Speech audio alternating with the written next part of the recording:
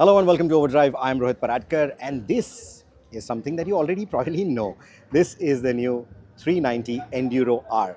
They obviously showed it at the EICMA. Let's quickly have a look at it again because this has been confirmed for India. It is coming to India, and I think a lot of you who already have 390 Dukes or 390 Dukes modified into adventure motorcycles or off-road motorcycles already have a 390 Adventure.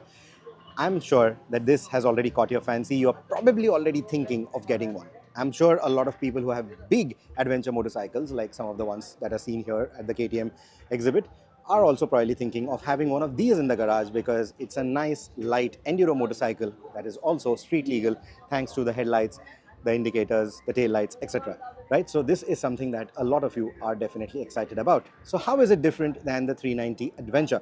Now the 390 Adventure S is going to be the top of the line model that will come to India. You see that bike right there.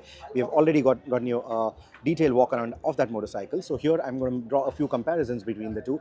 So the common elements are obviously going to be the tail lights, the indicators, not the headlights, but the switchgear. The headlight obviously is much smaller on this, but the switchgear is going to be different. The TFT or the little instrumentation is going to be different. I'm not sure if it's a TFT or if it's just going to be like a normal LCD.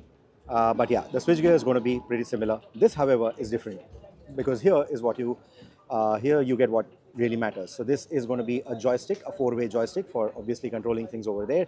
And then you also get this ABS switch because that is something that you will need more often than not on a motorcycle like this.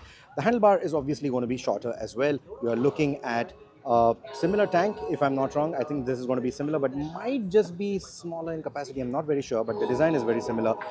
You also get this one-piece seat, but the seat obviously is completely different than what we see on the Adventure. You see a much flatter profile. You see that it is much narrower on the top because you need to move around quite a lot, not just front and back, but sides as well when you are really pushing this motorcycle. So that is going to be the other important bit, right? So ergonomics are going to be completely different on this motorcycle compared to the 390 Adventure S. Now we are also looking at different tires and wheels. These are still going to be tubeless wire spoke wheels, but you are getting 140/80/18 tire on this one. Now this here is a Mitas. It is not the Apollo that we saw on the 390, but I'm not sure if they'll go with this. Now Rice Moto in India has been making tires for Mitas, so Rice Moto might have something up their sleeve for easy availability, more accessibility, right? So Rice Moto might do something there. So we saw a 140/80/18 wheel at the back, not 17 but 18. On the Adventure, you get a 17, and at the front, you're going to see a 21-incher right here, and that is still going to be a 90/90/17. But again, this is the Enduro Trail R from Mitas. So essentially what you're going to look at is block pattern tires. Excuse the music, I hope you can hear me. We are at the IBW and people are still testing out their setup, so it's getting really loud in here. Now what you also get is are these handle guards, or sorry, hand guards that you see here, but these are vented. They're again different than what we saw on the 390 Adventure. They had normal block hand guards, and here you have, slightly different setup that you see right here. Even the grips are different than what we've seen on the 390 Adventure S. And what I can also tell you is probably this is a quick throttle. At least it feels like that right now. I think this is a quick throttle. The mirrors are also going to be different. Again, these are for legal purposes only, so they are absolutely basic.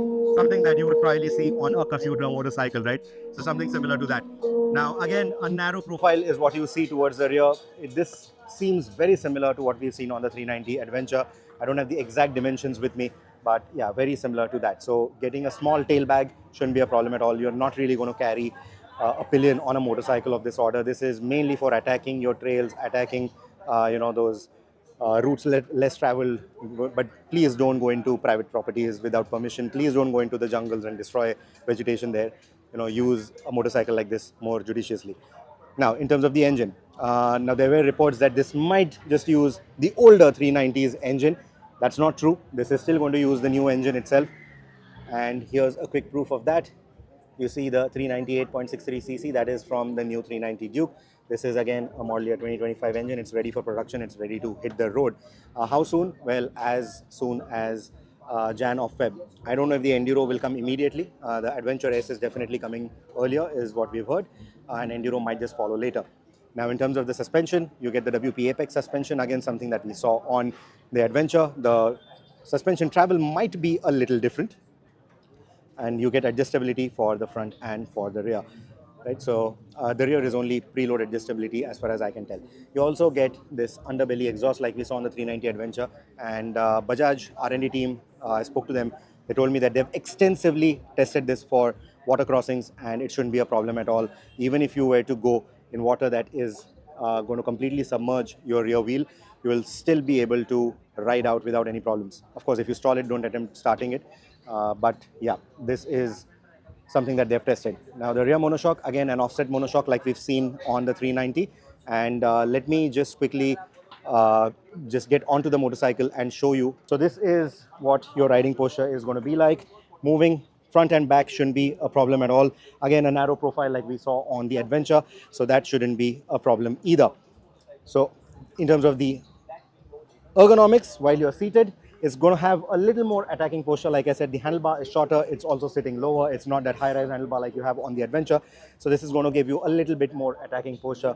And you know, this is not really for ergonomics for touring and all of that, but this should give you some really good ergonomics for attacking your trails. But like I said, it's road legal. You also get a USB-C port right here for when you want to maybe just put your phone for navigation or your GPS for navigation, because you're probably going to be going to the unknown.